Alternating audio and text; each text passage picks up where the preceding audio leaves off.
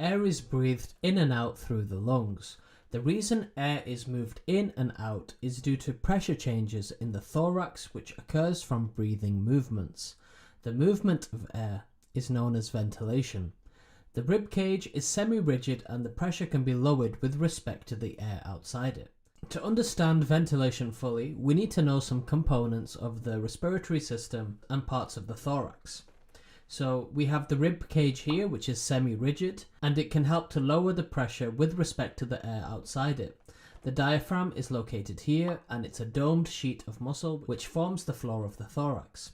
We also have external and internal intercostal muscles which are between the ribs. The thorax is lined by the pleural membrane which surrounds the lungs. The space between them is the pleural cavity, and it's filled with a thin layer of lubricating fluid, so the membranes slide over each other as you breathe.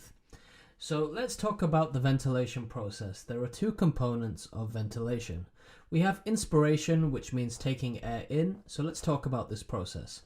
So inspiration is taking air in, or inhalation, and it's an active process which requires energy. The diaphragm contracts, flattens, and lowers. The external intercostal muscles contract, moving the ribs upwards and outwards. So these two changes, the diaphragm contracting and lowering, and the external intercostal muscles contracting and moving the ribs upward and outwards, it increases the volume of the thorax. So the pressure inside the thorax is reduced.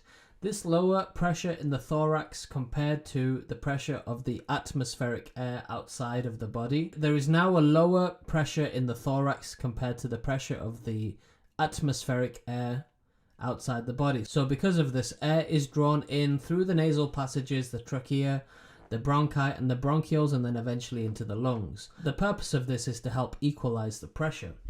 So that's the process of inspiration. We then have expiration, and this is actually a passive process, so it doesn't require energy. The opposite actually happens, so we have the muscles of the diaphragm relaxing now instead of contracting. So they relax and the diaphragm moves back into its resting position. We have the external intercostal muscles relaxing, so the ribs move downwards and inwards.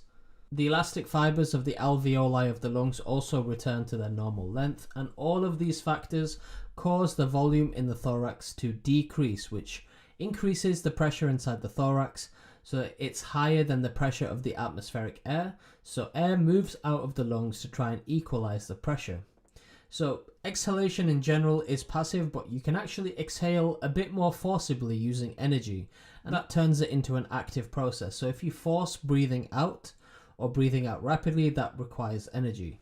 In that kind of situation, what happens is the internal intercostal muscles contract, which pulls the rib down hard and fast, and then the abdominal muscles also contract, which force the diaphragm upwards to increase the pressure in the lungs rapidly, and then we are able to forcibly breathe out. So this is covering inspiration and expiration. If you have any questions, leave a comment in the comment section below.